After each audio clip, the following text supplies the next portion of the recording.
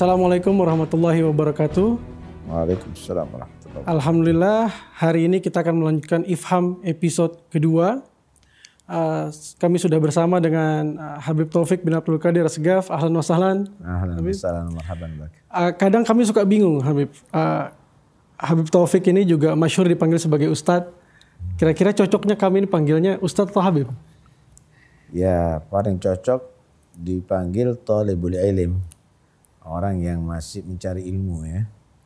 Karena panggilan Ustadz itu panggilan mulia. Al-Ustadzul A'zam, Al-Faqihul Muqaddam. Enggak main-main itu sebetulnya. Cuma akhirnya menjadi populer walaupun guru ngaji dipanggil Ustadz untuk di akhir zaman ini. Sebetulnya panggilan orang-orang istimewa itu. Panutan utama. Al-Ustadz tadi itu. Kalau bahasanya itu al-muqtada bih, panutan. Panutan al-Ustadz tadi itu.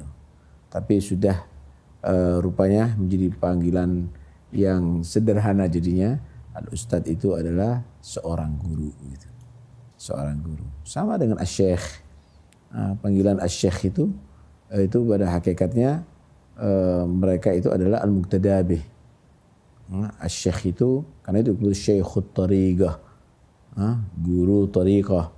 Itu bukan panggilan biasa itu.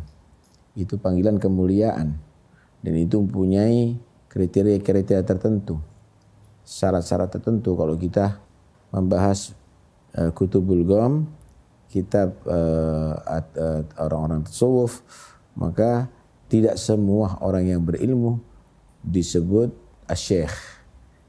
Tidak di semua orang yang berilmu disebut al-ustadz.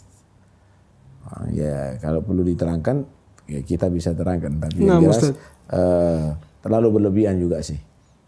Karena itu seorang Taufik Asgaf bukan seorang ustadz, bukan seorang syekh, tapi thalibul ilmin, insyaallah orang yang masih mencari ilmu dan masih memerlukan ilmu. Masya Allah. Nah, banyak ustadz yang mempertanyakan itu, kenapa sekelas Habib Taufik dipanggil Ustadz? Begitu ya. Ana rasa hari ini kita sudah mendapatkan jawaban bahwa Ustadz itu bukan sesuatu yang bisa dikatakan kenapa kok disebutnya cuma Ustadz. Begitu Ustadz. Insya Allah minta izinnya untuk kami panggil Ustadz Taufik. Gitu Ustadz. Fadal, kalau itu menjadi panggilan yang sudah populer, tapi itu sebenarnya panggilan terlalu berlebihan Habib. Kelasnya kelas Faqihul Muqaddam. Masya Allah, minta ridhonya Ustaz untuk panggil Ustaz. Bismillah. Ustaz, sekarang Ustaz Taufik dipercaya sebagai Ketua Umum Rabithah Alawiyah dan seringkali Ustaz menyebut sebagai khuddam. Kenapa disebut khuddam Ustaz? Sebenarnya khidmat. Khidmat itu adalah satu sikap ubudiyah. Penghambaan seorang hamba.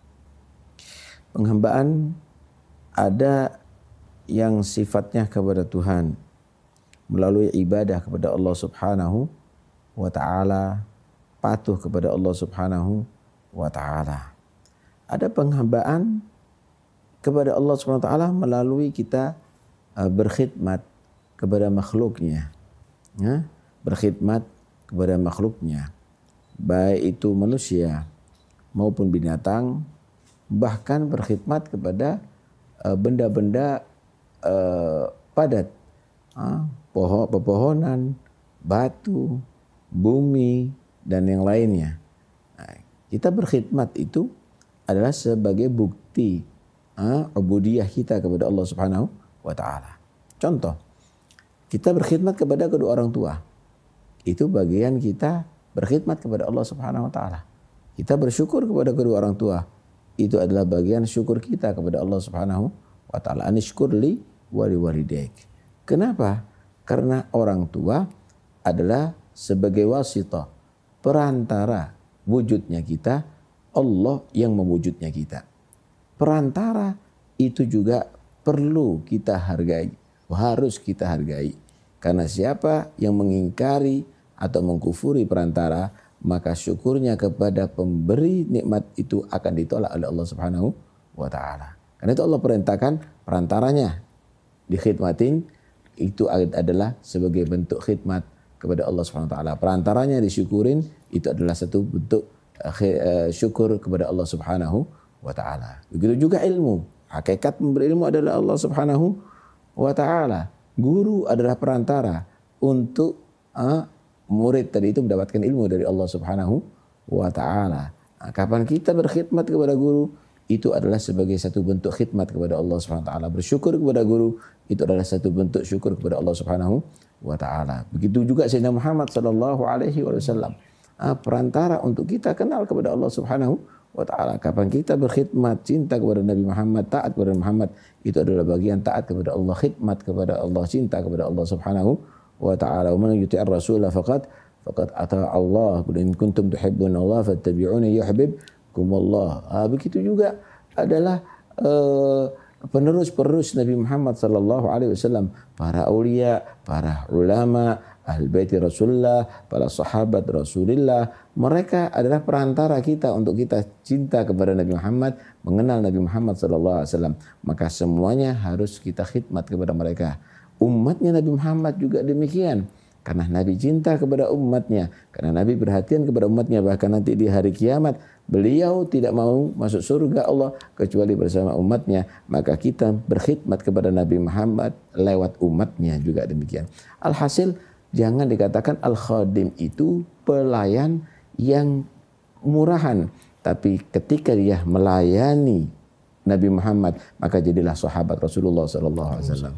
Ketika mereka itu melayani para aulia, bagaimana pelayan-pelayan daripada Nabi Isa alaihissalam, maka disebut hawari. Mereka adalah orang-orang terhormat, pelayannya umat Muhammad. Mereka adalah aulia Allah. Mereka adalah orang-orang yang saleh, pilihan daripada umat ini semuanya. Karena itu jangan sedikit pun merasa terhina kalau disebut khadimu umat Muhammad atau khadimul muslimin, khadimul muslimin. Maka itu adalah satu kehormatan. Bahkan Nabi SAW bersabda, Sayyidul Qaum khadimuhum.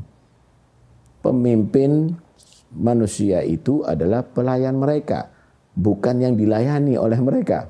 Justru yang dilayani oleh mereka itu adalah bukan pemimpin. Gambarannya, dokter itu melayani pasien yang sakit, tapi orang yang sakit itulah yang dilayani. Karena itu sebenarnya yang menuntut umat untuk melayani dia itu sakit sebenarnya, bukan dokter itu semuanya, bukan dokter, itu dokter yang melayani orang yang sakit, begitu. Logikanya begitu. Masya Allah, Ustaz Taufik, pemimpin di masa sekarang ini, kami para pemuda melihat jarang sekali menganalogikan kepemimpinan dengan sebuah pelayanan atau menyebut diri sebagai khuddam, sebagaimana yang Ustaz Taufik jelaskan tadi. Dan kami pun juga banyak di antara kami yang bermimpi untuk memimpin, baik itu sebuah organisasi, baik itu sebuah perusahaan, baik itu sebuah kelompok. Namun belum memiliki definisi kepemimpinan yang sebagaimana digambarkan oleh Ustaz Taufik. Apa sebetulnya definisi kepemimpinan itu, Ustaz? Ya, tergantung daripada kapasitas orang tadi itu. Kullukum ra'in, semua orang ini sebenarnya dia dijadikan pemimpin oleh Allah. Wa kullukum mas'ulun an ra'iyati, dan setiap pemimpin pasti akan dipertanggungjawabkan terhadap yang dipimpinnya. Setiap manusia bisa menjadi pemimpin. Ada dia nggak punya keluarga, nggak punya murid, nggak punya anak, tapi dia harus memimpin dirinya. Anggota badannya ibarat rakyat, matanya, telinganya, mulutnya, tangannya, perutnya, kakinya harus ia pimpin.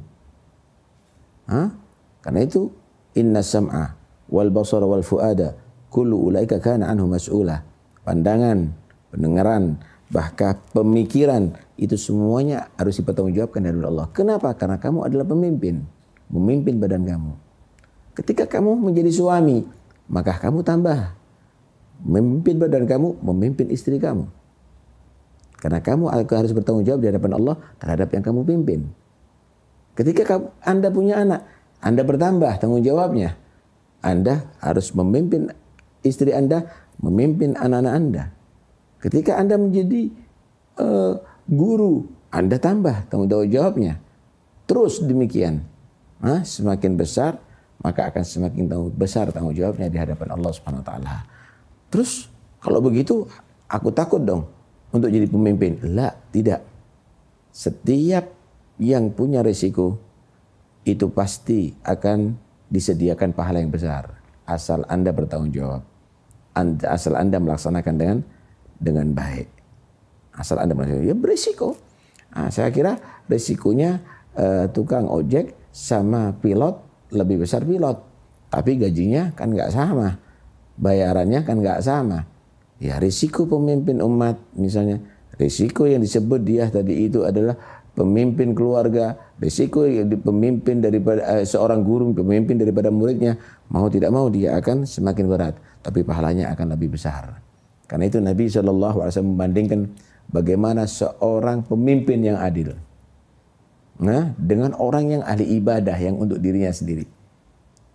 Maka Nabi menyatakan, la yaumun min imamin adilin afdalu min ibadati sittina sana. Sehari daripada seorang pemimpin yang adil itu afdalu ay a'zamu ajran, lebih besar pahalanya daripada beribadah sendiri selama 60 tahun. Subhanallah. Selama 60 tahun. Kenapa? Karena dia seorang pemimpin. Risiko. Risiko memang risiko tinggi, tapi ketika dia melaksanakan dengan baik, dia akan berpahala yang besar.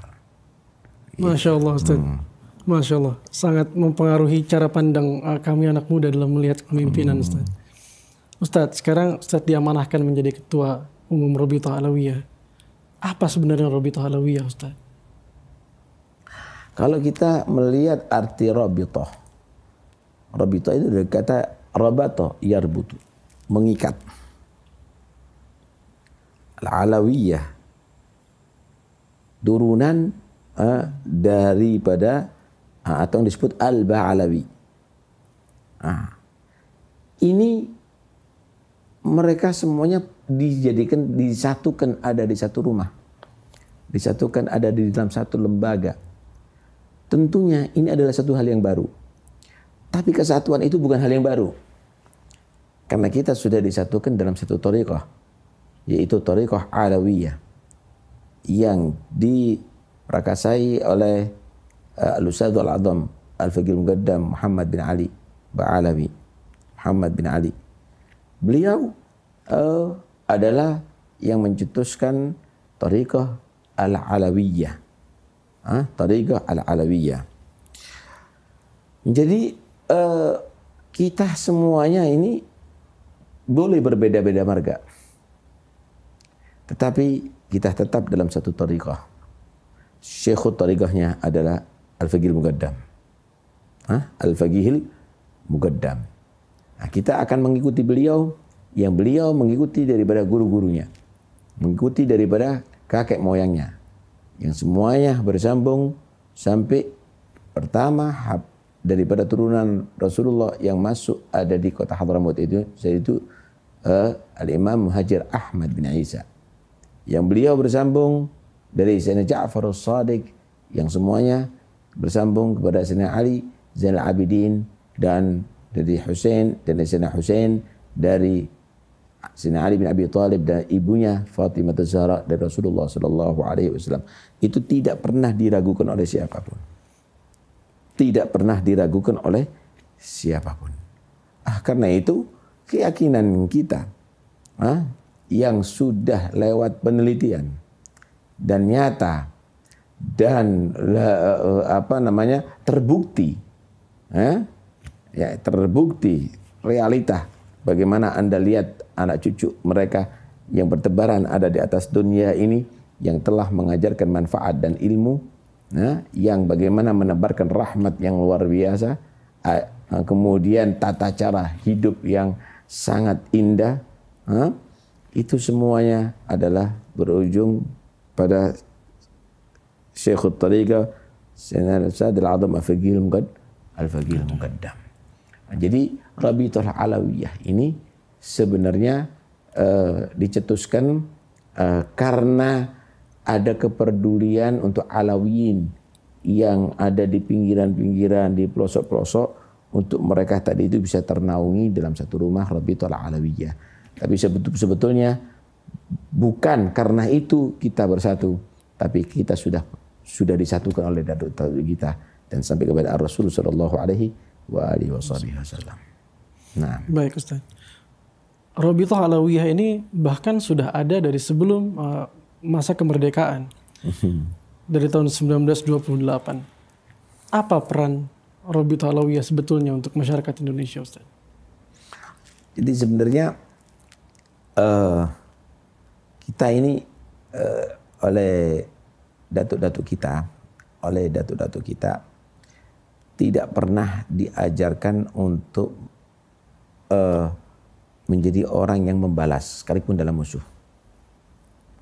Dan kita ini diajarkan untuk menyampaikan ajaran Rasulullah SAW sekalipun kepada orang-orang yang tidak cinta kepada kita. Dan kita diajarkan bagaimana bermuamalah hasanah terhadap manusia walaupun orang itu bermuamalah kepada kita dengan tidak baik. Anda lihat bagaimana tragisnya meninggalnya Sayyidina Hasan, meninggalnya Sayyidina Hussein. Tapi adakah tuntutan dari Sayyidina Ali Zainal Abidin? Tidak. Bahkan anak-anak daripada orang-orang yang membenci mereka diajarkan ilmu agama. Tidak pernah bermuka suram membalas kebencian dengan kebencian. Tapi bagaimana dengan rahmahnya sehingga beliau tadi itu dicintai bukan sekali-kali karena popularitas, tapi dia dicintai karena al-akhlaqul karimah. Begitulah turun-temurun. Turun-temurun. Dan karena itu bagi turunan mereka, jangan sekali-sekali Anda menuntut orang untuk mencintai Anda. Jadilah Anda mencintai datuk-datuk Anda, ikuti mereka. Itu cinta anugerah dari Allah. Kalau orang tidak dianugerahi cinta oleh Allah, sekalipun kenal tidak akan cinta. Bagaimana Abu Jahal? Bagaimana Abu Lahab? Bagaimana orang kafir Quraisy yang kenal dengan Nabi? Dan Nabi bersikap akhlak kepada mereka, tapi tidak dianugerahkan cinta. Mereka tidak cinta kepada Rasulullah SAW. Karena itu jangan sekali-kali memaksa orang untuk cinta kepada Anda. Tapi Anda jadilah orang cinta kepada umatnya Rasulullah. Sekalipun mereka mungkin benci kepada Anda. Laksanakan kewajiban Anda sebagai anak cucu Rasulullah. Jangan menuntut orang untuk memberikan hak kepada Anda. Walaupun itu mereka tadi itu wajib untuk mencintai anak cucu Rasulullah sallallahu alaihi wasallam.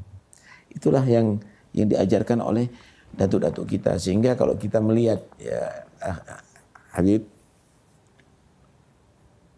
kita ini harus menghargai muhibbin sebagaimana muhibbin menghargai kita, bahkan lebih kita harus menghargai mereka.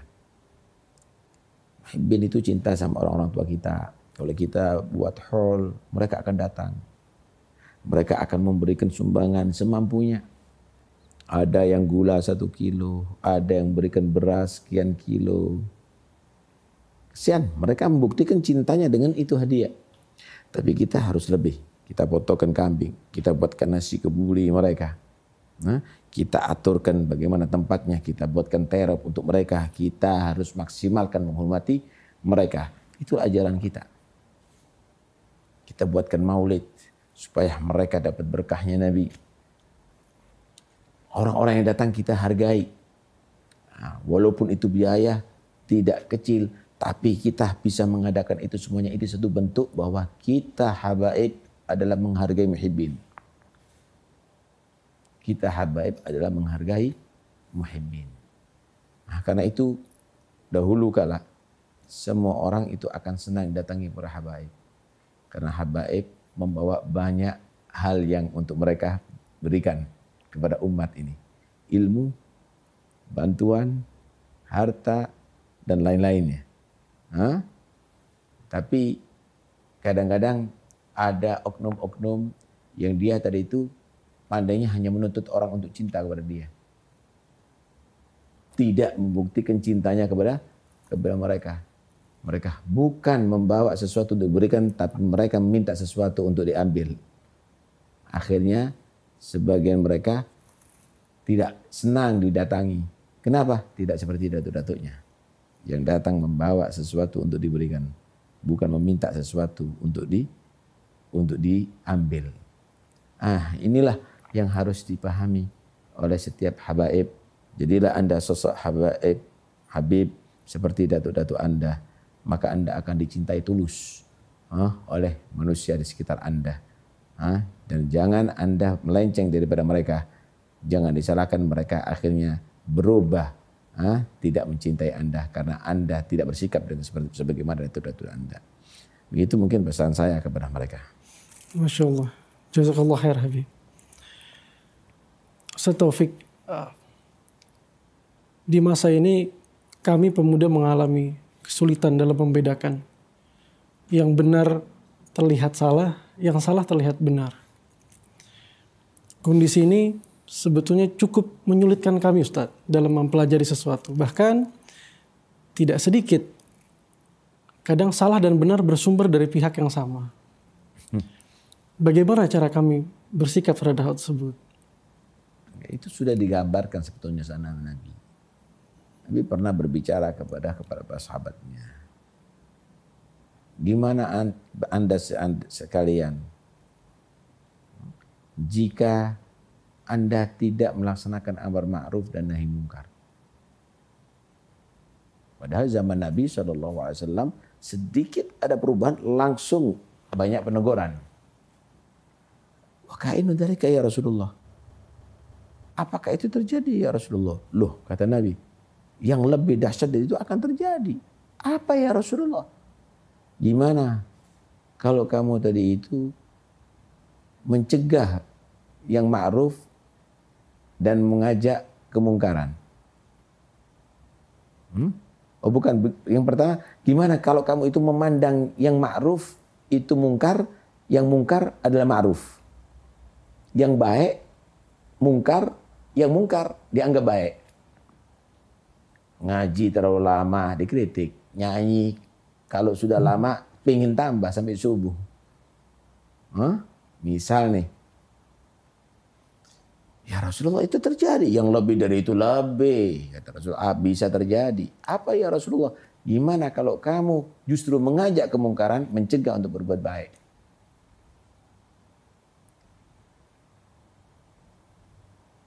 Terjadi ya Rasulullah. Pada akhirnya Nabi menyatakan, pada akhirnya Allah akan menyatakan, la utihanna fitnatan yasirul halim fi hayranan. Bakal aku akan turunkan, berikan kepada mereka fitnah sehingga orang-orang yang baik, orang-orang yang soleh bingung hidup ada di zaman itu. Subhanallah. Kebingungan itu bukan hanya kepada pemuda dan orang seperti kita, bahkan orang yang alim-alim, orang yang soleh-soleh juga bingung. Ada di zaman itu. Itu sudah gambaran. Tapi sebenarnya ketika zaman itu terjadi, maka Anda harus punya prinsip. Saya tidak boleh mengikuti semua orang, kecuali orang-orang pilihan. Saya tidak boleh menganggap guru kecuali guru pilihan. Siapa ke guru pilihan? Seperti yang pertama saya katakan tadi itu. Ada beberapa kriteria. Pertama, harus ilmu agamanya kuat. Tapi bukan orang yang berilmu bisa dijadikan guru untuk kita ikuti semuanya. Harus dia punya sanad yang jelas. Gurunya seorang yang arif, berguru dari orang yang arif, dari yang arif, dan itu diketahui sampai kepada Nabi. Jadi bukan guru lewat YouTube, bukan guru baca kitab sendiri, tapi guru yang arif, dan diketahui dari berasal guru yang arif, terus demikian bersambung sampai kepada Nabi. Sanad sudah jelas. Kemudian yang harus kita jadikan guru yang sudah punya nafas murawwadah, muhadzabah. Punya jiwa yang sudah punya nafsu yang sudah tertaklukkan. Gak cinta dunia. Gak cinta jabatan. Dikit makan. Dikit minum. Yu'rid anid dunia. Yu'rid anil jah. Dia gak pengen popularitas. Dia lebih menikmati dia tadi itu mengajar dengan sendiri. Gak tampil ada di depan umum. Ya? Loh, terus apakah salah orang yang tampil? Nggak salah. Yang nggak boleh itu ambisi tampil. Yang susah gimana nemuinnya Ustadz? Itulah. Nggak ambisi tampil. Syuhrah itu, hubbul istihar, itu yang jelek. Cinta, seneng, pingin, ambisi, dikenal, itu yang nggak benar. Tapi kalau Allah yang menjadikan dia dikenal, itu nggak bisa dihindari. Itu nggak bisa dihindari. Kemudian guru tadi itu mengambil dari gurunya bukan hanya sekedar ilmu, tapi akhlaknya, istihadnya. Kita kan enggak. Yang penting kita dapat ijazah. Akhlak nggak sama seperti guru. Hah? Zuhud nggak seperti dari guru. Sabar nggak seperti guru. Tawadhu nggak seperti guru. Ikhlas nggak seperti guru. Zuhud nggak seperti guru.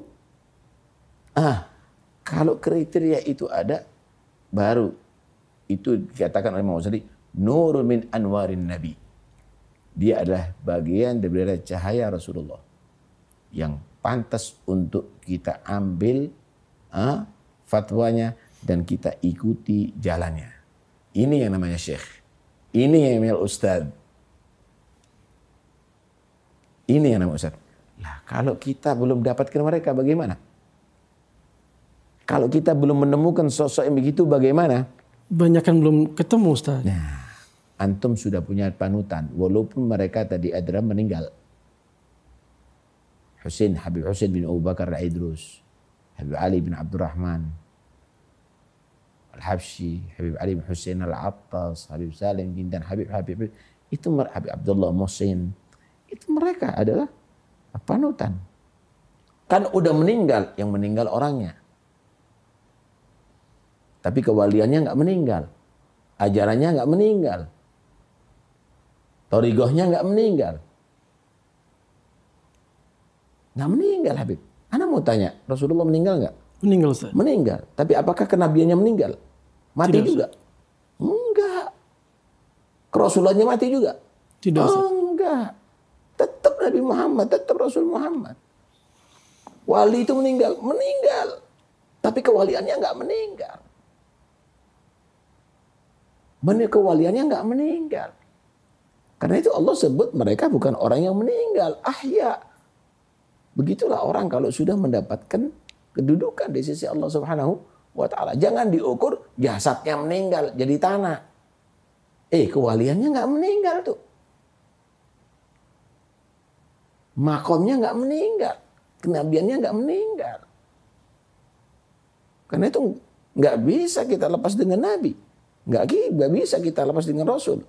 Nggak bisa kita lepas dengan wali. Kenapa? Karena tidak ada kewalian itu meninggal. Yang meninggal itu orangnya. Subhanallah. Masya Allah Ustaz. Baru setengah ini sudah dapat banyak sekali ilmu dari Ustaz Taufik. Masya Allah. Ustaz, izinkan kami pemuda curhat sama Ustaz. Kami mohon maaf kalau pertanyaan kami dianggap mungkin kurang berkenan bagi beberapa pihak. Tapi ini cukup membingungkan kami sebagai pemuda. Bahwa kami mulai belajar agama dengan kondisi sekarang media begitu luas, begitu mudah mengakses, begitu banyak ustadz, begitu banyak aliran. Yang satu memiliki definisi yang berbeda tentang bid'ah, yang satu memiliki definisi bahkan berbeda dalam memandang para sahabat. Dan kami para pemuda dituntut untuk bisa bersikap, dituntut untuk bisa membedakan, dituntut untuk cerdas dalam melihat. Tidak semua dari kami mampu melakukan itu Ustaz. Apa nasihat Ustaz untuk kami? Karena itu jangan asal kita jadikan buku catatan itu adalah sebagai pedoman. Guru cari. Nggak bisa. Kenapa? Buku catatan ini bisa ditafsiri dengan yang lain nantinya sama orang-orang yang nggak mengerti maksudnya si pengarang, si pencatat. Disinilah kita perlu ulama-ulama yang mumpuni, yang mengerti betul dengan muradul muallif, dengan muradul mufassir, dengan muradul muhaddits, bukan asal dia menurut pahamnya dia, nggak bisa. Pahamnya dia harus menurut pahamnya orang yang nulis. Nggak bisa menurut saya, nggak bisa menurut ente. Ente yang harus menurut sana. Ini kesalahannya orang pakai standar buku tanpa ada guru. Jadinya ngaco habis. Karena itu katakan mangkana syekhuh kitabah fa syekhuh syaitan. Siapa yang jadi gurunya itu kitabnya. Kitab jadi gurunya dia. Guru utamanya setan nanti. Pemahaman keliru nanti yang dipahami. Nah, masalah bid'ah nih. Misal bid'ah. Apa sih bid'ah? Bid'ah itu bertentangan dengan ajaran Nabi. Bertentangan dengan ajaran Nabi. Bertentangan dengan ajaran Allah. Itu benar. Kalau bahasanya mukhalafatul kitab was sunnah. Bukan tidak sama dengan perbuatan Nabi. Keliru. Siapa yang bisa sama dengan perbuatan Nabi? Nggak akan sama orang. Dan apakah semua perbuatan Nabi boleh diikuti? Nggak semuanya. Nabi kawin lebih dari 4. Nggak bisa diikuti. Nabi tidur, wudhu, sholat tanpa wudhu. Kenapa? Ada kekhususan untuk Rasulullah juga. Karena itu yang benar itu kalau kita melanggar ajaran Nabi. Melanggar ajaran Al-Quran. Itu namanya bid'ah. Kalau semenjak itu hal yang baru tidak bertentangan dengan ajaran Al-Quran dan ajaran Nabi, bukan bid'ah namanya. Sesuai kok dengan ajaran. Nih, tak kasih gambaran. Maulid. Misalnya. Membaca maulid. Apa isinya?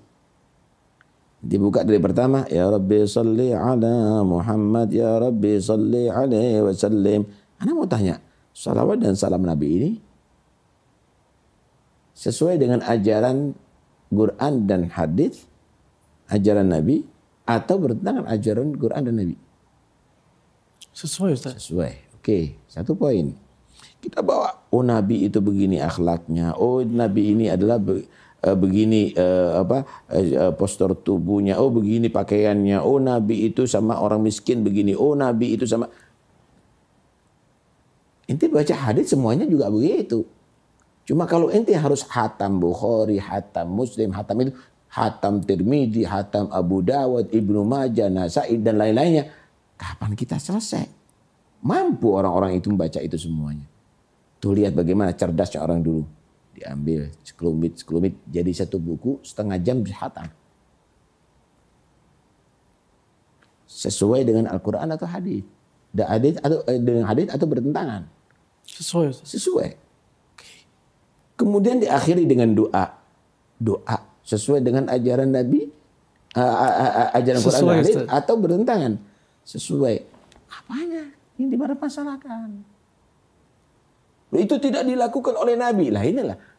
Kalau tidak dilakukan oleh Nabi, siapa yang bisa melakukan yang dilakukan oleh Nabi?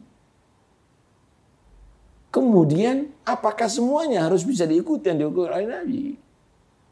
Yang penting tidak bertentangan dengan ajaran Quran dan ajaran Nabi. Itu yang seharusnya. Nabi melakukan sholat duha misalnya. Kemudian kita nggak ngelakuin sholat duha. Dosa kita. Bid'ah berarti nggak sholat duha. Begitu. Itulah karena Karena itu pengertian ini yang harus dipahami. Nggak usah bingung. Semua mereka bingung untuk ngartikan gitu. Kita nggak perlu bingung gitu loh. Kita nggak perlu bingung. Siapakah sahabat Nabi? Siapakah sahabat Nabi yang bertemu dengan Nabi? Kemudian beriman dengan Nabi di masa Nabi hidup. Di masa Nabi hidup dan mati dalam keadaan beriman. Nah, ketika itu terjadi ya sahabi itu definisi. Tapi dia misalnya masih melakukan dosa, sahabat yang berdosa. Selesai. Dia melakukan kesalahan, sahabat yang melakukan kesalahan. Tidak boleh katakan berarti bukan sahabat. Nggak bisa. Nggak bisa. Kenapa? Karena pelanggaran itu pantasnya dihukum. Nggak ada pemecatan sahabat, nggak ada. Siapa yang berhak memecat? Karena itu dilihat definisinya. Tapi ini berubah itu dan ini. Ya salah. Sahabat bisa bersalah. Tapi tidak bisa dinafikan dia sebagai sahabat. Dia seorang sahabat. Sahabat itu munafik lah. Ini sok tahu berarti. Sok tahu. Kalau diukur itu karena kesalahannya sahabat munafik. Semua ini munafik. Yang berkata itu pun juga munafik.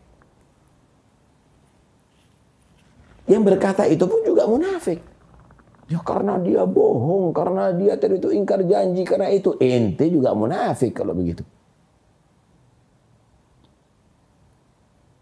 Munafik yang dimaksud itu bukan nifak fil amal, tapi nifak fil aqidah, fil iman. Itu yang dia itu mukhalad finnar, yang selama-lamanya ada di neraka Allah Subhanahu wa taala. Wa idza laqul ladina amanu qalu amanna wa idza khalu ila syayatin qalu inna ma'akum. Kalau bertemu orang beriman, aku beriman dengan kamu. Tapi hatinya enggak. Dia kufur dengan Nabi, dia benci dengan Nabi. Karena itu kalau sudah bertemu dengan tokoh-tokoh mereka, kami bohongi mereka itu. Kami cuma cundangi aja mereka tadi itu. Itu yang dikatakan munafik itu. Adapun nifaqul amal, kita semuanya juga banyak melakukan itu, tapi kita mohon kepada Allah untuk diampuni. Kalau munafik amal berarti nggak diampuni dosanya oleh Allah Taala. Siapa yang akan selamat dengan itu semuanya? Idza haddatsa kadzab, siapa enggak bohong? Wa idza wa'ada akhlaf, siapa enggak yukhliful wa'ad? Kita loh ya, ukurannya kita dan ukurannya orang-orang yang ngomongin sahabat itu. Wa idza tumina khan, siapa? Wa idza qamu ila sholati qamu kusala, yura'una an-nasa wa la yadhkuruna Allah illa qalila. Kalau zikir dikit, enggak mau banyak. Diciri-ciri munafik itu. Riya kalau beramal. Kalau sholat berat, siapa enggak jadi munafik? Ini nifaqul amal namanya. Bukan nifaqul aqidah. Bukan nifaq fil i'tiqad. Nah, karena itu enggak boleh kita menuduh ini sahabi fulan adalah munafik. Ente tahu dari mana? Nah, kalau ente hitung dengan 6, ente juga munafik. Lebih munafik nantinya. Nah, karena itu enggak bisa. Yang tahu cuma Allah gitu. Enggak usah bingung, Bib. Kalau ngikuti salaf enggak ada bingung. Subhanallah. Enggak ada yang bingung kalau ngikuti salaf. Insyaallah artinya begini. Kita harus punya syekh, guru. Ya, guru. Kalau kita belum menemukan guru kriteria seperti tadi, man yu'rid 'anid dunya, man 'indahu sanad muttasil min arif ila min arif ila sampai Nabi SAW. Man kana nafsu murawwada, man yattakhid nafsahu man yattakhid syaikhahu siratan fi hayati. Kalau enggak ada kriteria seperti itu, maka kita jadikan orang-orang tua kita itu semuanya adalah syekh bagi kita. Syekh bagi kita, guru ajaran mereka adalah kita ikuti, insya Allah kita akan selamat. Ya. Nah, Ustaz. Ustadz Taufik, kadang kami merasa lelah melihat berbedanya pandangan di kalangan muslim. Kapan Ustadz dan bagaimana caranya muslim ini bisa bersatu Ustadz? Ya. Sudah menjadi sunnahnya Allah. Tidak akan bisa bersatu. Kapan manusia bisa bersatu? Zamannya Nabi ada yang kafir, ada yang muslim. Al-Quran itu adalah hakim pada setiap zaman.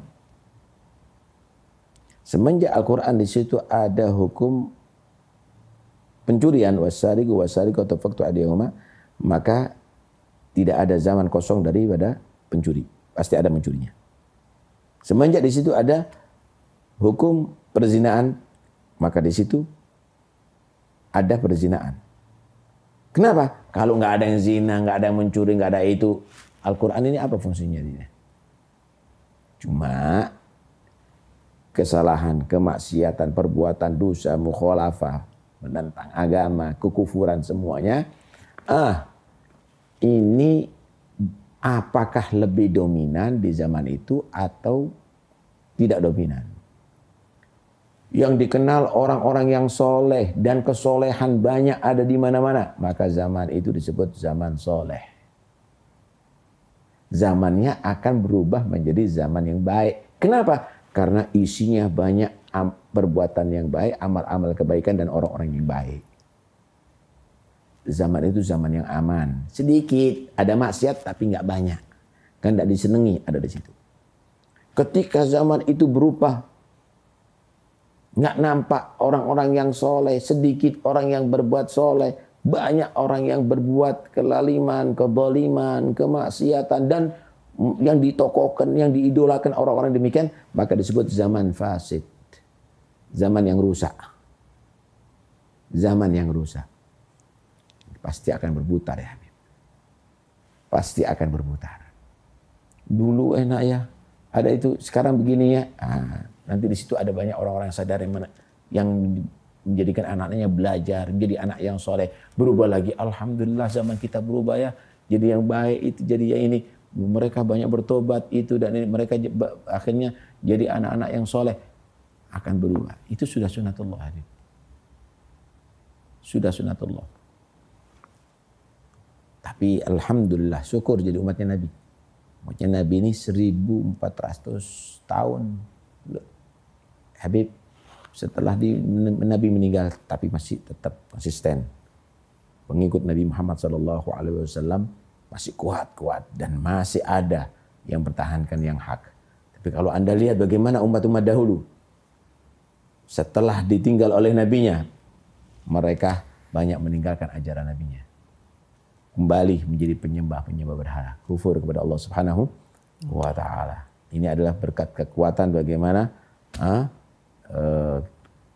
cintanya Nabi kepada ini umat, perhatian Nabi ini kepada umat, dan cintanya umat ini kepada Nabi Muhammad sallallahu alaihi wasallam.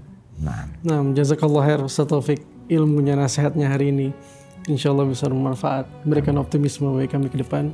Sekian episode kedua Ifham hari ini. Terima kasih. Assalamualaikum warahmatullahi wabarakatuh. Assalamualaikum warahmatullahi wabarakatuh.